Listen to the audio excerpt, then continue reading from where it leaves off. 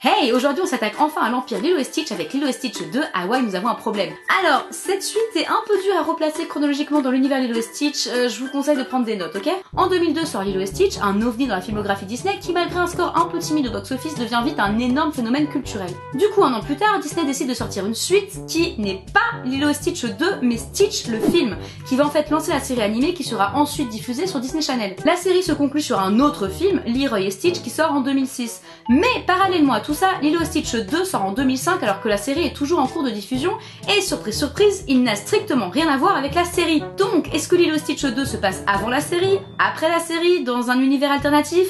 Personne ne le sait vraiment, mais bon, en tout cas, le film existe, c'est déjà ça. Dans le film, Lilo vit donc paisiblement avec sa toute nouvelle Ohana, composée maintenant de sa sœur Nani, de son chien Stitch, de son oncle Jumba et de sa tante Pikli. Personne trouve ça suspicieux, ils sont tous crétins sur cette île, tout va bien. Sauf que Stitch met parfois péter les plombs de manière impromptue, comme s'il était un peu possédé. Jumba révèle alors qu'il avait été interrompu par la police galactique alors qu'il n'avait pas tout à fait fini de recharger Stitch, ce qui cause comme un bug dans son fonctionnement. Si Stitch n'est pas très vite rechargé, il risque carrément de mourir. Comme vous le voyez, l'intrigue est plutôt bien trouvée dans le sens où ce n'est pas une simple répétition du premier film, mais bien un prolongement. Déjà rien que dans l'animation, même si elle est un peu moins travaillée que le premier pour des raisons de budget, l'esthétique du film reste la même avec les fonds en aquarelle et les dessins très ronds. Au niveau de l'histoire, le fait que Jumba ait été interrompu pendant la confection de Stitch est crédible, et même si on sait que Stitch ne va évidemment pas mourir, il y a quand même un réel enjeu porté par l'inquiétude des personnages. On sait qu'ils vont y arriver parce que bon, c'est Disney, mais on ne sait pas comment et c'est suffisant pour nous tenir en haleine. Lilo de son côté est obnubilé par l'idée de remporter un concours de hula, non pas parce que ça lui tient à cœur, mais parce que sa mère avait également gagné le même concours et que c'est donc un moyen pour Lilo de se rapprocher de sa mère. Cette obsession lui fait néanmoins oublier ce qui est vraiment important, à savoir Stitch, et elle ne se rend même pas compte que son amie a besoin d'elle. On a donc une belle morale sur l'importance de savoir écouter ses proches et de prendre du recul vis-à-vis de ses petits problèmes du quotidien pour se focaliser sur ce qui est vraiment essentiel. Les personnages sont très proches de ce qu'ils étaient dans le film original. Lilo ressemble toujours autant à un vrai enfant, merci et Dieu de ne pas l'avoir rendu aussi insupportable que Zephyr ou n'importe quel autre gamin de suite Disney, et c'est aussi intéressant de voir comment Pikli et Jumba s'acclimatent à leur nouvelle vie sur Terre. Le développement de Jumba est particulièrement bien fait, lui qui jusqu'ici avait toujours été solitaire et entre guillemets diabolique.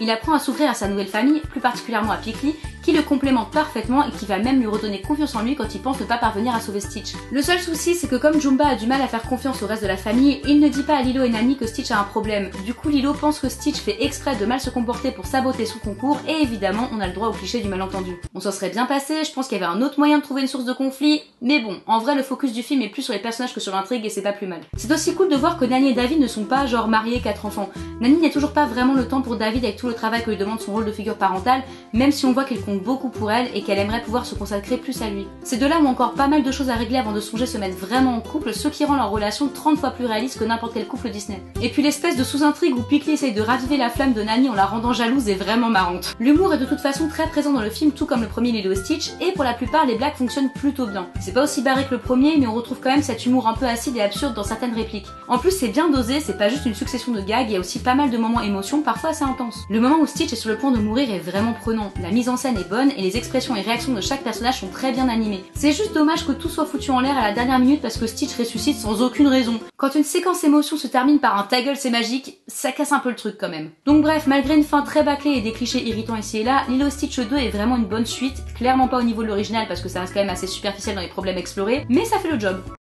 Et puis c'est toujours mieux que l'animé japonais.